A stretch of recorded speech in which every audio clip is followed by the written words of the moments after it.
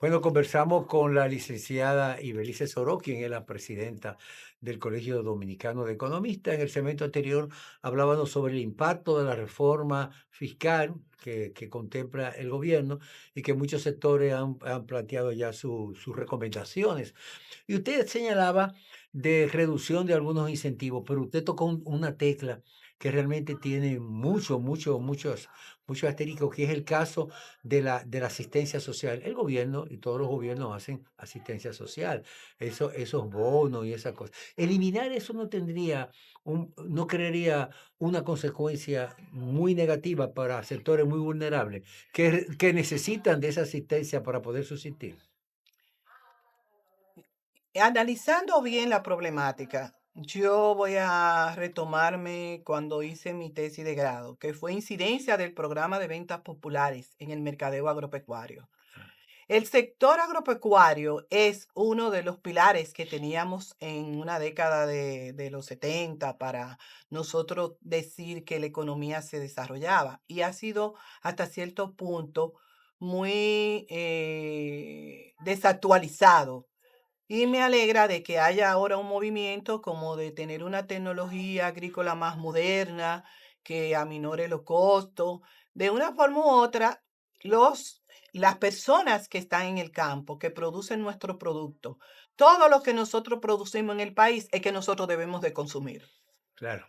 porque eso genera de una forma una dinámica del dinero en la economía y llega a la masa más desposeída, más pobre. Porque si se va haciendo un círculo de distribución del ingreso que contribuya a que en cada hogar pueda por lo menos garantizar mínimo que la comida diaria, no hay necesidad de tener ese alto costo de publicidad del Estado Dominicano, por ejemplo. Ese alto costo. ¿Cuál sería la mejor publicidad? Los hechos reales. Que los mismos periodistas puedan divulgar sin necesidad de que se estén pagando anuncios. ¿Cuál es el mejor anuncio? Los hechos que queden evidenciados.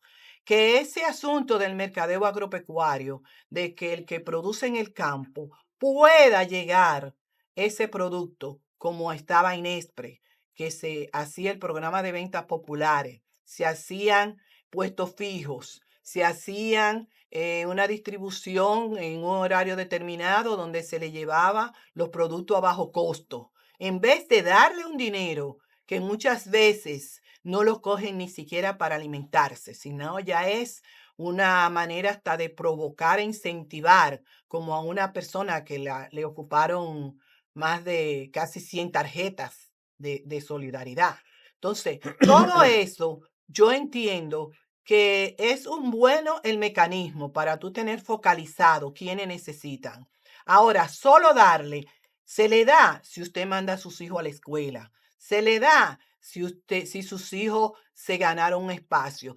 Educación, yo siempre decía, el problema no es el 4%, porque la infraestructura, construir, eso no es educación, eso es crear Claro. una base. La tanda extendida, ¿qué le estamos dando en esa tanda extendida? Los profesores, no un aumento así de 1%, no, usted se lo gana según su desempeño. Eso es importante. Usted, para yo aumentarle, tiene que subirme unos rankings en el PISA, porque es lo que me evidencia es que usted está haciendo su papel.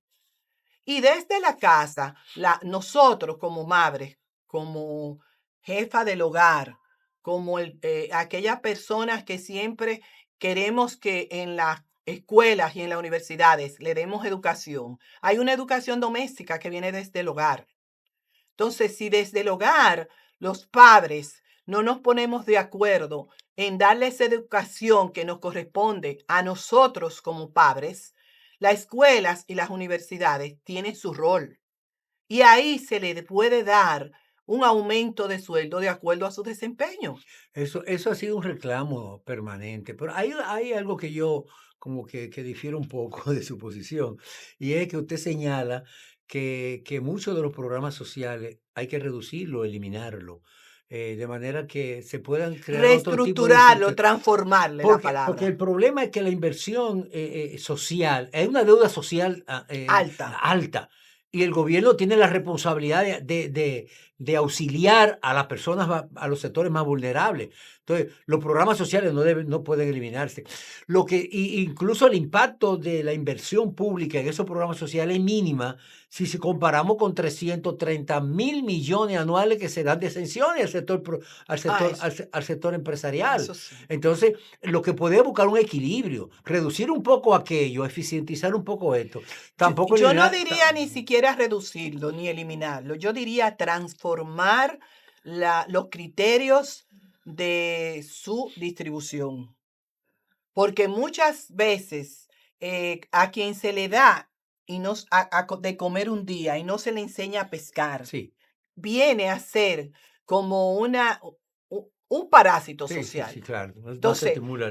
hay personas que sí necesitan. Yo diría que no se eliminen ni se reduzcan, sino que se transformen los criterios para la calidad del gasto público. Incluso esos programas sociales deben estar focalizados a objetivos puntuales. En el caso, por ejemplo, Alineado con la yo te Agenda voy a dar una 2030. ayuda porque tú no tienes trabajo, tú vas a estudiar, tú te vas a formar. Cuando tú logres ya superarte, yo creo que hay un programa que se llama así. Entonces ya esa ayuda yo te la retiro, ese subsidio yo te lo retiro Sí, porque ya tú lograste una meta. ellos, Te voy a empujar, te voy a sí. ayudar a conseguir tu meta. Pero eso no es permanente, yo no te voy a dar tu ayuda permanente No, para que no. tú caigas en un plano parasitario. El gobierno me da un subsidio, yo no tengo que trabajar ni preocuparme por superarme ni nada. Ahora, lo que sí podría hacer, y ahí yo coincido mucho con usted, es que esa asistencia sea fiscalizada, evaluada cada cierto tiempo. Usted tiene 6 meses recibiendo una ayuda del gobierno. ¿Qué usted ha hecho para usted superar eso? ¿Cómo lo está invirtiendo? ¿De qué manera impacta en su vida esa colaboración? Y si es bueno renovarla o suspenderla. Eso sí O podría ser. O aumentarla, o aumentarla, o aumentarla, aumentarla. Ese mismo. porque hay una propuesta del decano de la Facultad de Ciencias Económicas y Sociales, el doctor Antonio Siriaco, de que haya un monotributo. O sea, Ujú, que en vez de tú estar pagando tributos dispersos, ujú. sea uno solo y en el cual, en cambio, se te dé a ti ahí una recompensa. En el sentido, pagaste tanto, pero recibiste tanto. Correcto. ¿Por qué? Porque siempre quienes más dan de la tributación, que dicho sea de paso, el hecho de que la cantidad que que se pague del ITEVI, que de 1 peso llegue tanta cantidad, el 34% de todo el ingreso que entra. Quiere decir que ese 34% lo pagamos todos igual, sin ningún tipo de Discriminación consideración de de la ingresos. cantidad de ingreso que tú recibes. Mm. Entonces, no podemos tampoco darle tantos incentivos, tantas facilidades a los inversionistas extranjeros y al dominicano lesionarlo. Hasta para cuando usted va a los hoteles, resulta que de repente paga más que si un familiar tuyo te lo paga desde fuera. Eso es algo que yo digo, como dominicanos que somos, este es nuestro territorio, tenemos que ser nacionalistas, tener una identidad cultural que nos permita a nosotros mejorar esa calidad de vida de la población más necesitada del Hay un país. aspecto importante en este tema que se viene manejando sobre la reforma fiscal y es la forma en que debe de aplicarse la reforma, porque tampoco se puede hacer una reforma radical. Yo creo que debe ser gradual. De manera que esos impuestos nuevos que se van a crear y el impacto de esa medida le dé oportunidad a la población o a los contribuyentes a poder asimilarlo y que se vayan realizando de una forma gradual. Por ejemplo, hay una serie de inversiones que hace el Estado a través de subsidios, muchos subsidios directos, como el caso del subsidio a los combustibles, el subsidio de la electricidad. De montar esos subsidios no puede hacerse de una forma radical. Debe de ir un programa que lo vayan desmontando mientras se va incentivando otro tipo de acciones que permitan al Estado recibir los recursos que necesita. ¿Cuál es la posición suya en ese sentido? Yo considero y la mayoría, porque en economía hay demasiado tendencias. Hay que son muy liberales, muy neoliberales, muy Otro muy cerrado. keynesianos, entonces ahora hay una nueva tendencia Ajá. que está surgiendo. Yo digo que vamos a llegar ahora, ya pasamos el primitivo, el modo de producción esclavista, feudalista, capitalista. Vimos que el socialista no, apenas queda Cuba y ya no tenemos nada que hablar de que están desarrolladas las personas allá. Y vendríamos entonces ahora a un neoprimitivismo, de ver que todo lo que Una involución tengamos, de una involución, pero con una nueva visión. claro, claro. ¿Cuál es esa nueva visión? Que los recursos escasos que nosotros tengamos, lo distribuyamos de una forma que contribuya a que el crecimiento económico sea mayor y que se refleje en el bienestar de la población dominicana. Porque esos inversionistas extranjeros, cuando antes existía en el gobierno del doctor Joaquín Balaguer, una ley de inversión extranjera diferente a la que él le dejó lista al doctor Leonel Fernández, que le dejó el avión listo para despegar.